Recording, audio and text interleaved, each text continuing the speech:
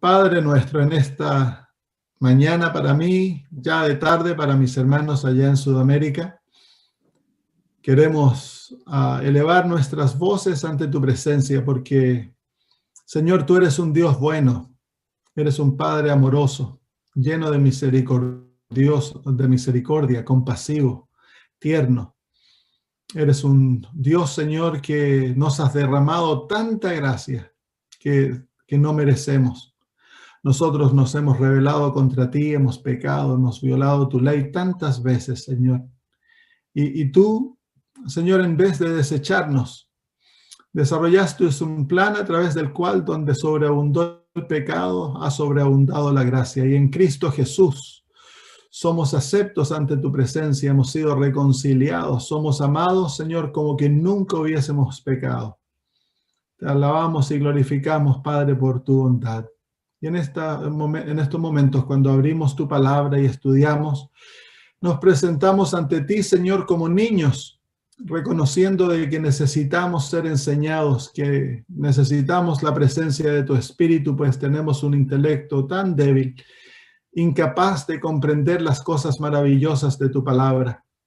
Así que, Señor, necesitamos que tú nos enseñes, que nos guíes a toda la verdad de acuerdo a tu promesa y que nos des la capacidad, Señor, no tan solo de entender, sino que también de vivir la verdad que aprendamos. En el nombre de Jesús.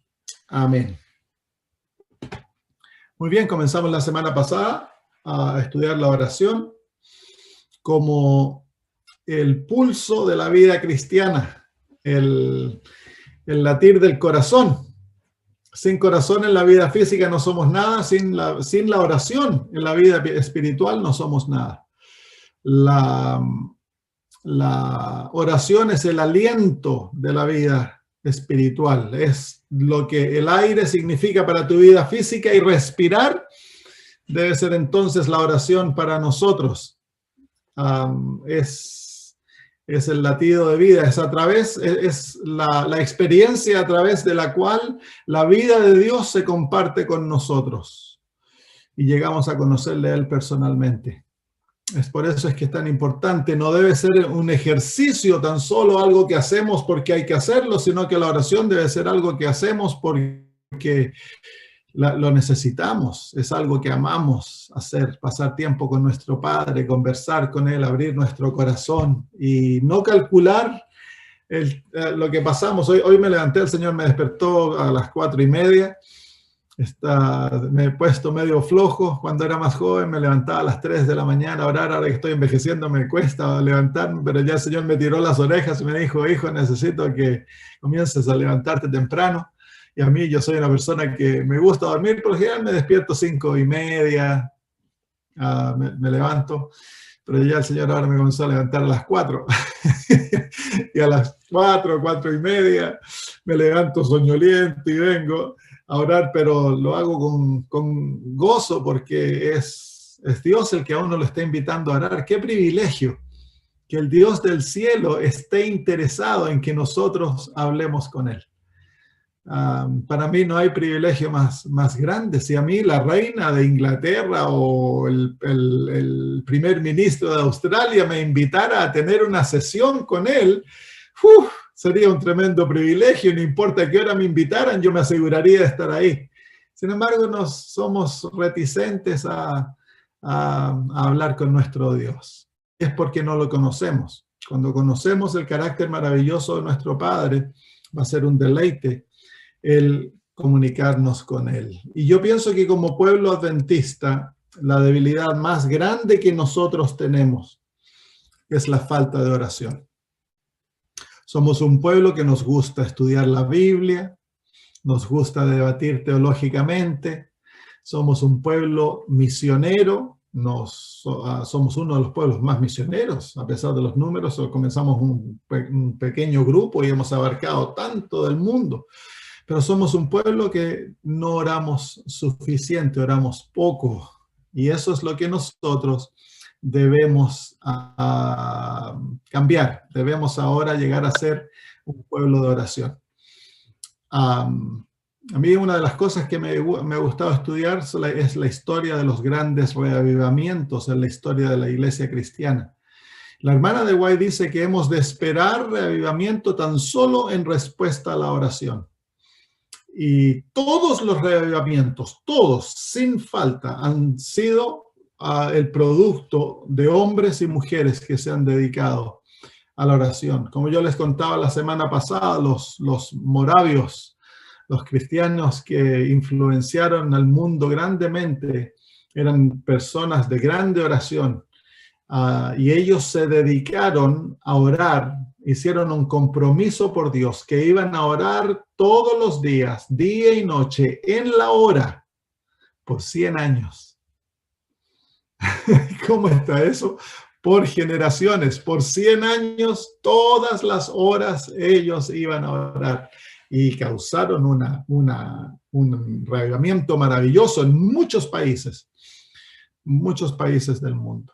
Así que debemos ser un pueblo que oramos. Entonces hoy vamos a estudiar el hecho de que la oración nos permite tener acceso directo. ¿Te ha pasado alguna vez que llamas a algún lugar y te hacen esperar? Aquí en Australia, si uno llama a las oficinas gubernamentales, por lo general uno tiene que esperar 2, 3 horas para que le respondan su llamada del teléfono. Pero no es así con nuestro Dios. Tenemos acceso directo a Dios. ¿Cuáles serían las chances que tú tomaras el teléfono y te pudieras poner en directo contacto con el presidente de Argentina o con el presidente de Chile o de Colombia? ¿Cuáles serían las chances de levantar el teléfono inmediatamente que al otro lado dijera, aló, hola amigo, qué gusto hablar contigo? No hay chance alguna. Ninguna chance. Incluso si uno quisiera hablar con él y tener una cita, sería imposible. Y sin embargo, con el Dios del cielo, con el Rey del universo, tú puedes comunicarte cuantas veces al día desees. Y si deseas hablar con él 24 horas al día, 7 días a la semana, 365 días al año, él nunca cuelga el teléfono. Siempre está al alcance. Siempre, siempre. Increíble. Muy bien. Me gustaría ver la seguridad que el Señor nos da de que Él escucha nuestras oraciones. Vengan a Jeremías capítulo 33 y versículo 3. Jeremías 33, versículo 3.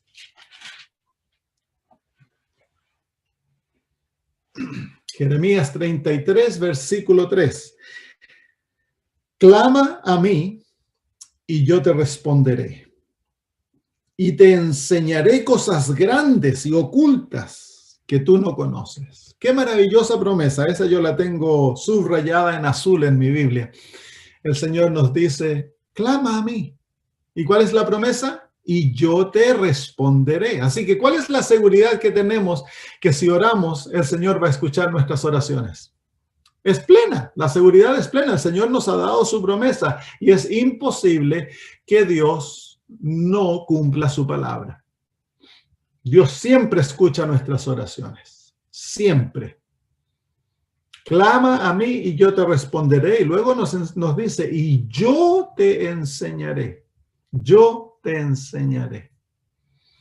Como un padre enseña a sus hijos, Dios desea enseñarnos a nosotros. ¿Y cuál es el medio a través del cual Dios nos enseña? La oración. El estudio de la Biblia debe ser llevado a cabo con mucha oración. Porque el libro, la Biblia es el libro a través del cual Dios nos enseña, pero debe ser la enseñanza debe ocurrir en el contexto de la oración. Como dijimos la semana pasada, la oración no es un monólogo. La oración es un diálogo en la cual tú hablas a Dios y Dios te habla a ti. Así que la seguridad plena que Dios nos da, certeza absoluta que si nosotros oramos, si nosotros hablamos con Él, el Señor va a responder nuestras oraciones. Jeremías 29, 12 y 13. Jeremías 29, 12 y 13. Jeremías 29, 12 y 13 dice, entonces me invocaréis y vendréis y oraréis a mí y yo os oiré. Y me buscaréis y me hallaréis, porque me buscaréis de todo vuestro corazón. Entonces, nuevamente la promesa del Señor, que cuando le invoquemos, cuando vayamos a Él, Él nos escuchará. Una de las condiciones es que le busquemos de todo corazón, que anhelemos estar con Él. Que no sea simplemente cuando estamos en problemas. El Señor escucha nuestras oraciones y nos responde. Él es misericordioso. Pero muchas veces, tristemente, los hijos de Dios se dedican a buscarlo solo cuando están en problemas. Si el Dios del cielo, el Eterno, nos dice, háblenme, chiquillos, háblenme, y yo les voy a escuchar, yo les voy a responder. Qué privilegio más grande. Dice la hermana de White de que los ángeles están sorprendidos de que los seres humanos, necesitando tanto a Dios, oran tan poco. Es la sorpresa más grande del cielo. Que el Señor abrió las puertas, dejó la línea abierta, dijo, cuando quieran hablar conmigo, aquí estoy dispuesto, vengan a hablar conmigo. Y tan pocos seres humanos usan la línea. Solamente la usan cuando están en problemas. Ahí la línea se pone roja al vivo. Cuando estamos por problemas, situaciones difíciles, y nos desesperamos si el Señor no nos responde. Pero es que la oración es una ciencia que se debe aprender y se debe desarrollar. Tiene principios, tiene elementos la oración que se deben practicar y poner y llevar adelante para que la oración sea efectiva. Entonces, si nosotros no hemos, es como que tú nunca has practicado para un maratón y de repente llega un maratón y te hacen que participes en el maratón. ¿Cuáles son las chances que vas a poder ganar la carrera? No hay chance, pero tú estás con todo el deseo y sales corriendo, pero como que no hubiera mañana, como alma que se la llevó el viento, dice. ¿Cuáles son las chances que vas a ganar el maratón o que lo vas a terminar? Probablemente ni siquiera lo vas a poder terminar. De la misma manera es que cuando nosotros no oramos en forma cotidiana y no hemos aprendido la ciencia de la oración, entonces cuando nos encontramos en problema y oramos en forma desesperada, no sabemos orar. Entonces eso es lo que debemos aprender a orar, debemos pedirle al Señor como los apóstoles le pidieron, enséñanos a orar. Isaías 65, 24. Isaías capítulo 65 y versículo 24. Estamos viendo la certeza de la oración. Isaías 65, 24 dice, y antes que clamen, responderé yo, y mientras aún hablan, yo habré oído. Entonces, estos versículos simplemente nos dan el incentivo para orar. Les voy a mostrar una foto aquí, de un lugar donde estaba hace unos años atrás haciendo una campaña evangelística en una islita. Sí. Si me puedes dar la capacidad de compartir la pantalla, Melissa. En una isla que se llama Kiribati. Está en el medio del Pacífico Sur. Y está en el Ecuador, en la línea ecuatorial, ahí se encuentra. Es una isla, la capital se llama Tarawa. Y en esos días, estos años atrás, es una isla muy delgada. Es como una isla como de la forma de una herradura. Y en uno de los extremos es más amplia, pero sí la isla es muy delgada, tiene más o menos 500 metros de ancho y es más o menos 30 kilómetros de largo. Y ahí vivían 40,000 personas. Y estábamos nosotros haciendo la campaña en este estadio que les voy a mostrar ahora. Ese es el estadio.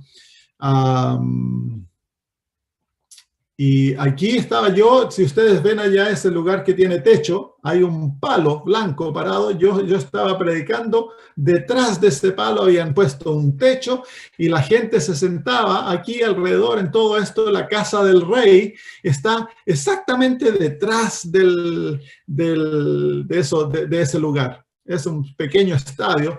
Más o menos teníamos como 1,500 personas viniendo todas las noches, pero teníamos parlantes, así que toda la gente que estaba alrededor escuchaba los programas y se llenaba de gente alrededor que no entraban, sino que se llenaban a escuchar, así que habrían unas 3,000, 4,000 personas. Y es una isla tropical, así que todas las noches llueve. Y cuando llueve en los trópicos, llueve, pero llueve con ganas. Así que una noche yo estaba predicando y la gente estaba sentada ahí todo alrededor. Y yo, antes de levantarme a predicar, cuando estaban haciendo las partes especiales, estaba haciendo el segmento de medicina, yo noté que si yo miro hacia acá, en mi mano izquierda, mirando hacia el mar, se estaba formando una tremenda tormenta en el mar. Y yo me puse, ya cuando me levanté y comencé a predicar, como a mediados de mi prédica, comenzó a llover. No que así comenzó a llover de a poquitito, sino que comenzó a llover como que habían abierto el grifo y comenzó a caer agua de una manera. Y la gente se levantó y comenzó a correr para encontrar refugio, ¿no? Entonces yo pensé, uy, se nos acabó la noche. Y en eso el Señor me habló y me dijo, ora para que se acabe para que se detenga la lluvia. Entonces yo les dije a la gente, no corran, quédense donde están y vamos a pedirle a Dios que detenga la lluvia. Y estaba lloviendo, pero diluviando. Y entonces en ese momento dije, y la gente, algunos se dieron vuelta, me miraron y se largaron a reír y siguieron corriendo. Entonces yo simplemente oré y le dije, Señor, en el nombre de Jesús te pido que detengas la lluvia hasta que termine de predicar. Gracias por hacerlo, Señor. Terminé y cuando dije amén, la lluvia se detuvo así. Es como que alguien hubiera cerrado el grifo y simplemente paró de llover.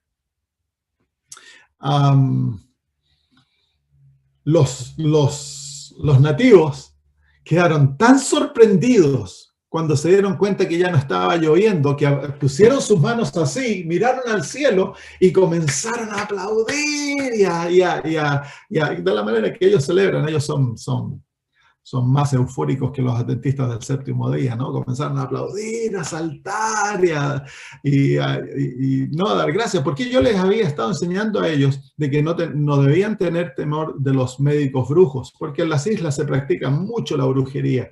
Y el médico brujo tiene mucho poder sobre la mente de las personas, a pesar de que en todas las islas son cristianos.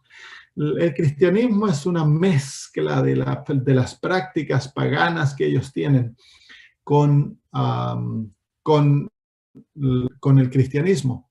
Así que tienen mucho temor de la brujería porque tienen poderes muy grandes. A mí me habían dicho que un brujo puede partir una tormenta. Puede partirla en dos, pero un brujo, me dice, no tiene el poder de detener la lluvia cuando ya comenzó a llover.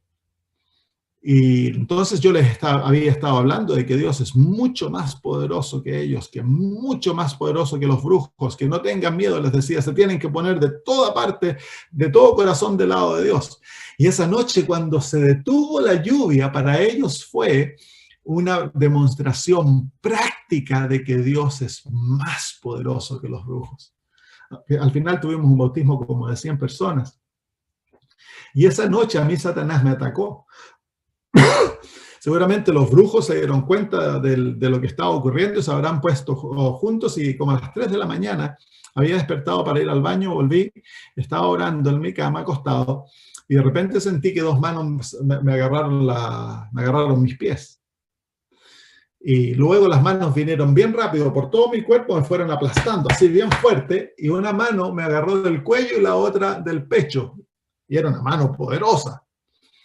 Y comenzó a apretar mi garganta y cada vez que yo respiraba para afuera, me apretaba la garganta y me empujaba el pecho para abajo. Entonces me estaba ahogando, se me estaba acabando el aire y comencé a tratar de decir el nombre Jesús y a orar en forma audible, pero no podía, porque ya no me quedaba aire en los pulmones. Entonces oré mentalmente, le dije, Señor, por favor, permíteme decir el nombre Jesús. Y traté, pero nada salía y me estaba acabando sin aire. Y la mano me tenía bien apretado de aquí.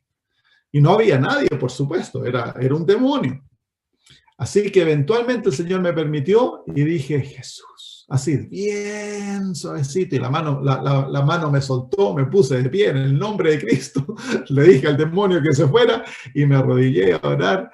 Oré por un buen rato, se me pasó el sueño, por supuesto, ¿a quién va a quedar con sueño con esa experiencia? Así que la oración es efectiva, muy efectiva, cuando sabemos orar. Así que debemos, hermanos, como pueblo, aprender a pasar mucho tiempo en oración. Hay una relación directa entre el tiempo que nosotros pasamos en oración y el poder que nosotros tenemos. El carácter de Cristo, la presencia del Espíritu Santo, todo ello es el resultado de comunión con Dios. Y gran parte de aquella comunión está basada en la oración. ¿Qué significa orar? ¿Qué significa orar? Cuando tú escuchas la palabra orar, oración, ¿qué te imaginas? ¿Qué es lo primero que viene a tu mente? Si nosotros hemos crecido en países católicos, tendemos a tener una actitud bastante formal de la oración. La oración es algo que hacemos. No, los católicos van y rezan el Ave María, y rezan esto y lo otro, o van con el rosario. Y tristemente, como venimos de ese contexto, la oración es algo que se hace, pero en la vida cristiana la oración es parte de lo que somos. Miren, veamos algunos ejemplos bíblicos. Vengan a Mateo capítulo 6, versículo 6. Mateo capítulo 6, versículo 6.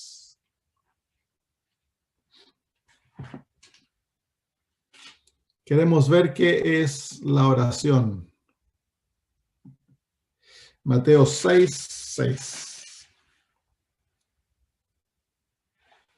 Mas tú cuando ores, dice, entra en tu aposento y cerrada la puerta, ora a tu Padre que está en secreto. Y tu Padre que ve en lo secreto, te recompensará en público. Entonces, ¿qué es la oración? La oración, la hermana de White define la oración en el libro El Camino a Cristo, es el abrir el corazón a Dios como a un amigo.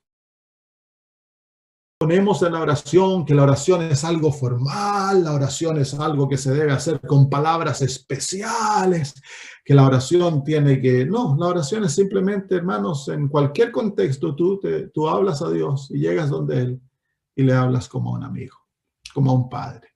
Y ahí pones delante de Él todo lo que está en tu alma y escuchas lo que Él tiene que decir como consejo, como guía. Eso es la oración. Entonces, no hay lugar mejor que otro para orar. Tú puedes orar cuando estás en la ducha, puedes orar cuando estás en la cama. Claro, hay momentos especiales de oración. Cuando en la mañana yo me levanto, vengo a mi estudio y me arrodillo para orar porque es tiempo de oración. Pero eso no significa que al estar arrodillados y aquí en mi escritorio es el único lugar donde yo puedo orar. No, yo puedo orar cuando voy caminando, cuando voy manejando. Yo cuando manejo largas distancias me encanta manejar porque yo estoy en comunión con Dios. Voy cantando, voy, ¿cómo se llama? Orando, hablando al Señor. Entonces se hace muy ameno. Aquí las distancias no son, bueno, como en Argentina las distancias son muy, muy largas. Aquí, por ejemplo, para ir a la próxima ciudad grande son 1000 kilómetros. Hay ciudades entre medio, son ciudades pequeñas. Para ir a Melbourne son 1000 kilómetros, para ir a Brisbane son 1000 kilómetros. Entonces, cuando a mí me toca ir a predicar a otros lugares y manejo, que son 10, 12 horas de viaje, uso el tiempo para estar en comunión con Dios. La oración es abrir el corazón a Dios como un amigo. Y así de la misma manera que tú hablas a un amigo, es la manera que tú debes hablarle a Dios. ¿Cuál es el objetivo de la oración? ¿Cuál es el objetivo de nuestra oración? Mateo 6, 9.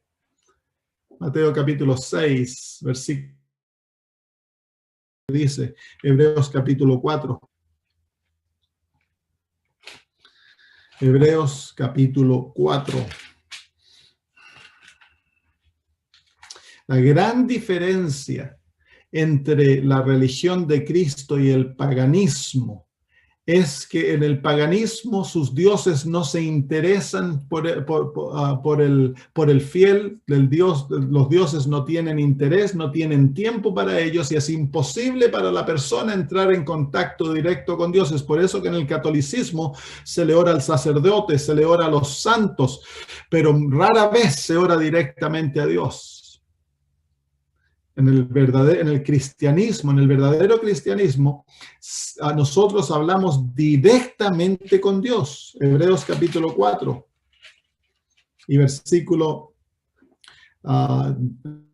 16 dice, acerquémonos pues confiadamente al trono de la gracia para alcanzar misericordia y hallar gracia para el oportuno socorro. Cuando oramos, nosotros entramos directamente a la pieza donde se encuentra el trono de Dios.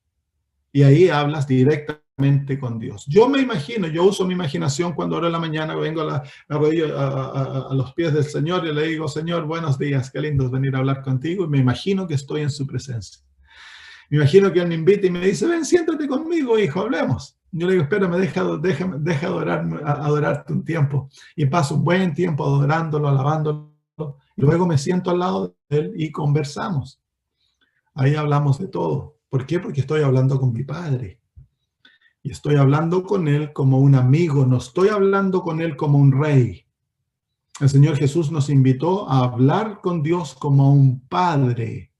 Dios es rey, sí, es rey, pero Él no desea que nosotros nos relacionamos con Él como rey cuando oramos con Él. Cuando oramos con Él es como un padre que es un amigo, para que el corazón se abra y no hayan barreras. Porque si tú te lo imaginas como rey sentado en ese trono y lo ves lejos, entonces van a haber distancia, va a ser difícil la comunicación. La imagen que tú tienes de Dios determina mucho la manera que tú te relacionas con Él. ¿Sabías eso? Si tú tienes la imagen de un Dios dictador, un Dios duro, un Dios distante, entonces esa es la manera que tú te vas a relacionar con Él. Debemos aprender a ver al Dios de la Biblia como Él es, un Dios amoroso, misericordioso, que es compasivo, lleno de gracia, que le encanta pasar tiempo con sus hijos. Es el placer de Dios estar con nosotros y le encanta que nosotros nos acerquemos a Él. Miren el ejemplo de Jesús. Cómo Jesús le hablaba a su Padre. Vengan a San Juan capítulo 17. San Juan capítulo 17. Versículos 1 y 2, y después el versículo 5. San Juan 17, 1 y 2 y versículo 5 dice, estas cosas habló Jesús y levantando los ojos al cielo dijo, Padre, la hora ha llegado. Glorifica a tu Hijo para que también tu Hijo te glorifique a ti, como le has dado potestad sobre toda carne, para que dé vida eterna a todos los que le diste. Versículo 5 dice, ahora pues, Padre, glorifícame tú al lado tuyo con aquella gloria que tuve contigo antes que el mundo fuese. En esas palabras hay una expresión de plena confianza, hay una expresión de conocimiento del Padre. Jesús está íntimamente relacionado con el Padre. No usa palabras abnormales, usa palabras normales. Está hablando con Dios el Padre y se está relacionando con Él como su papito, como su Padre. Y le habla como que Él estuviera ahí al lado de Él.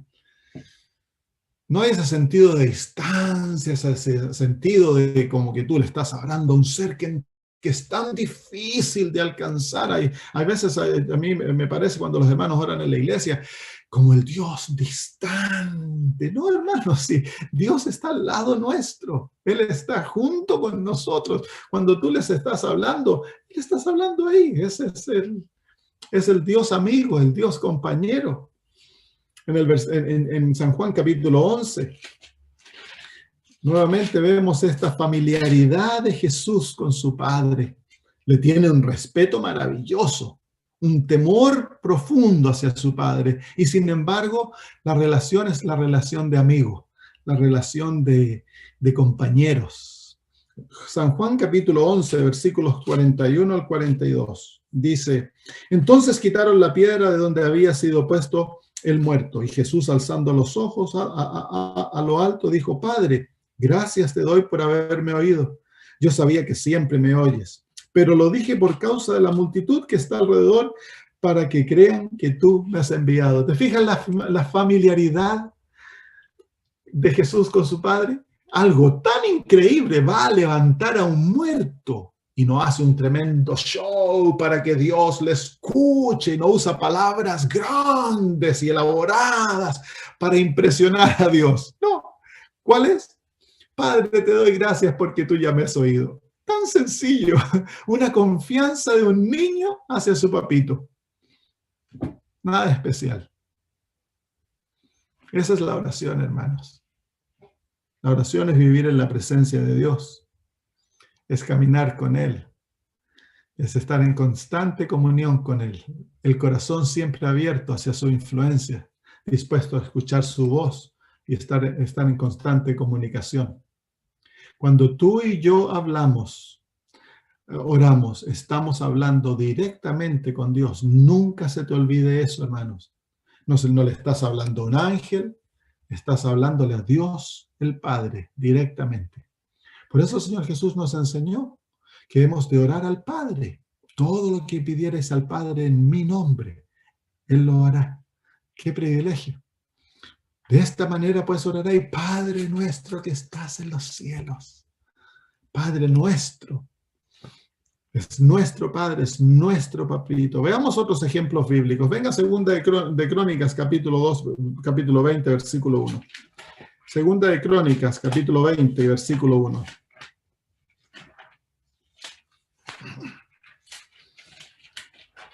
Plena confianza. Cuando oras, esa es la primera lección que se ha de aprender a la oración. Tú oras, le estás hablando directamente a Dios. Dime, si Dios te diera una audiencia física y te dijera: tú me puedes pedir lo que tú quieras, ¿qué harías? Había un rey en la Edad Media, y historia verdadera, que una vez al año le permitía a sus súbditos que lo vinieran a ver.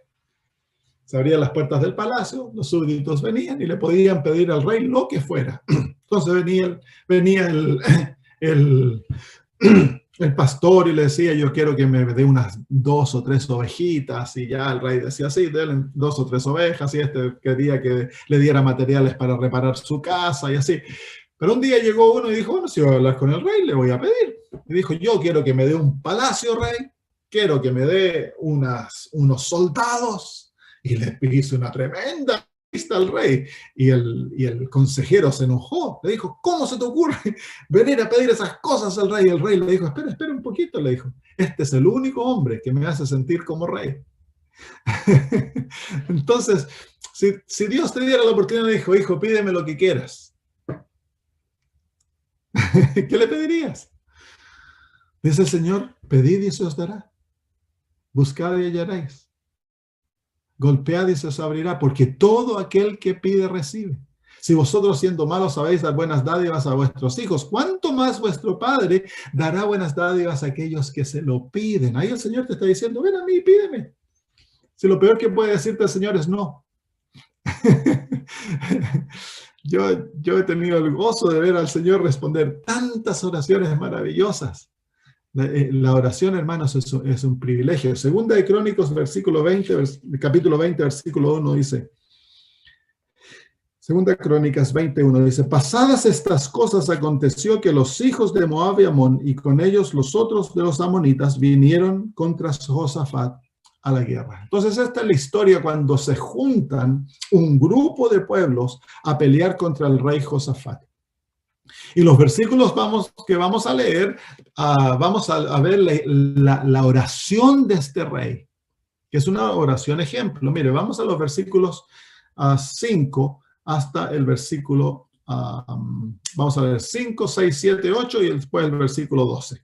Vengan al versículo 5. Entonces Josafat se puso en pie en la asamblea de Judá y de Jerusalén en la casa de Jehová, delante del atrio nuevo, y dijo, miren ahora cómo era, Jehová, Dios de nuestros padres, ¿no eres tú Dios en los cielos y tienes dominio sobre todos los reinos de las naciones? ¿No está en tu mano tal fuerza y poder que no hay quien te resista? Dios nuestro, ¿no echaste tú los moradores de esta tierra delante del pueblo, de tu pueblo Israel, y la diste a la descendencia de Abraham, tu amigo para siempre? Y ellos han habitado en ella y te han edificado en ella santuario de tu nombre. Si mal viniere sobre nosotros o espada de castigo o pestilencia o hambre, nos presentaremos delante de tu casa y delante de ti, porque tu nombre está en esta casa y a causa de nuestras tribulaciones clamaremos a ti y tú nos oirás y salvarás. Ahora pues, he aquí los hijos de Amón y de Moab y los del monte de Seir, a cuya tierra no quisiste que pasase Israel cuando venía delante de Egipto, sino que se apartase de ellos y no los destruyese. He aquí ellos nos dan el pago viniendo a arrojarnos de la heredad que tú nos diste en posesión. Oh Dios nuestro, ¿no los juzgarás tú? Porque en nosotros no hay fuerza contra tan grande multitud que viene contra nosotros. No sabemos qué hacer y a ti volvemos nuestros ojos. ¿Qué oración? Una oración tan sencilla, pero tan poderosa. Va directamente a Dios y le presenta a Dios dos cosas: el problema y las promesas de Dios. Y le pide que actúe. Esa es la manera que un niño actúa, ¿no? Un niño viene donde los padres y el niño no hace maravillas para tratar de ganar la atención de los padres, sino que el niño va y le dice, mamá, yo quiero esto. Y tú me lo prometiste. Tan sencillo. Una relación abierta, una relación honesta, una relación que expresa ante la presencia de Dios exactamente lo que está en el corazón, porque hay confianza. Si hay temor negativo en cuanto a Dios, tú nunca vas a tener una relación abierta. Nunca vas a tener la capacidad de expresar lo que está en tu corazón, el dolor de tu alma. Cuando te sientes chasqueado porque crees que Dios no ha escuchado, ¿tienes la capacidad de ir donde Dios y hablarle como amigo? Decirle, bueno, Señor, yo esperaba que hicieras esto y resulta que no lo hiciste. ¿Qué ocurrió, Señor? Hablar como un amigo, sin echar culpa, sin enojarse, sino que simplemente abrir el corazón como un amigo. Eso es lo que nos muestra la Biblia. Eso es lo que Dios desea tener con sus hijos, una relación abierta. Que nosotros sintamos el poder y la libertad de hablar con Él, porque Él es un Dios que le encanta escuchar nuestras oraciones. Miren la oración del profeta Daniel. Daniel capítulo 9, versículos 3 y 4. Daniel 9, 3 y 4.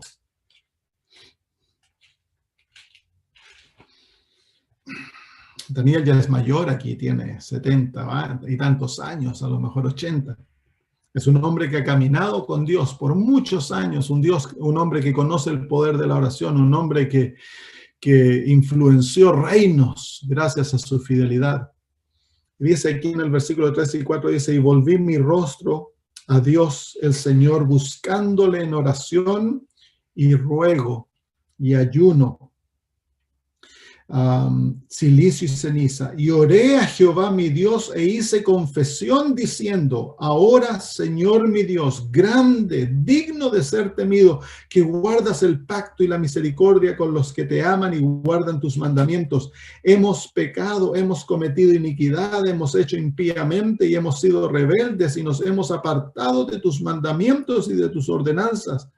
No hemos obedecido a tus siervos los profetas que en tu nombre hablaron a nuestros reyes, a nuestros príncipes, a nuestros padres y a todo el pueblo de la tierra.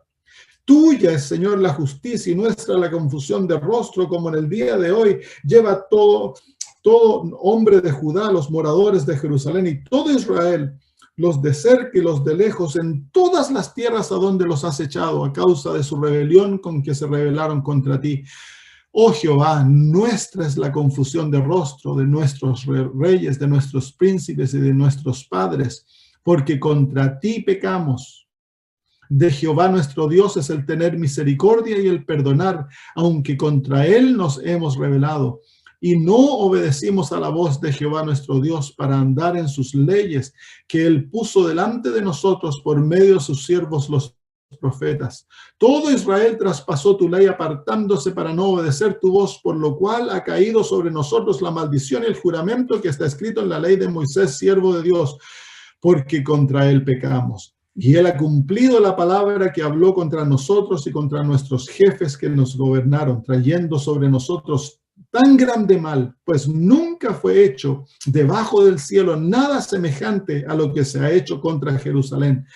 Conforme está escrito en la ley de Moisés, todo este mal vino sobre nosotros y no hemos implorado el favor de Jehová nuestro Dios para convertirnos de nuestras maldades y entender tu verdad. Por tanto, Jehová veló sobre el mal y lo trajo sobre nosotros, porque justo es Jehová nuestro Dios en todas sus obras que ha hecho, porque no obedecimos a su voz. Ahora pues, Señor Dios nuestro, que sacaste tu pueblo de la tierra de Egipto con mano poderosa y te hiciste renombre, cual lo tienes hoy, hemos pecado, hemos hecho impíamente. Oh Señor, conforme a todos tus actos de justicia, apártese ahora tu ira y tu furor de sobre tu ciudad de Jerusalén, tu santo monte, porque a causa de nuestros pecados y por la maldad de nuestros padres, Jerusalén y tu pueblo son el oprobio de todos en derredor. Pues ahora pues, Dios nuestro, oye la oración de tu siervo y sus ruegos, y haz que tu rostro resplandezca sobre tu santuario, asolado por amor del Señor. Inclina, oh Dios mío, tu oído, y oye, abre tus ojos y mira nuestras desolaciones y la ciudad sobre la cual es invocado tu nombre, porque no elevamos nuestros ruegos ante ti confiados en nuestras justicias, sino en tus muchas misericordias. Oye, Señor, oh Señor, perdona. Presta oído, Señor, y hazlo, no tardes, por amor de ti mismo, Dios mío, porque tu nombre es invocado sobre tu ciudad y sobre tu pueblo. Nuevamente, una oración totalmente abierta. Expresa el dolor por el pecado y se siente en la libertad de hablarle a Dios abiertamente, expresando totalmente las deficiencias, las caídas, la rebelión de él y de su pueblo. Pero más aún va más allá. Él sabe que Dios es un Dios misericordioso y si lo dice y le pide que perdone y que actúe de acuerdo a aquella misericordia.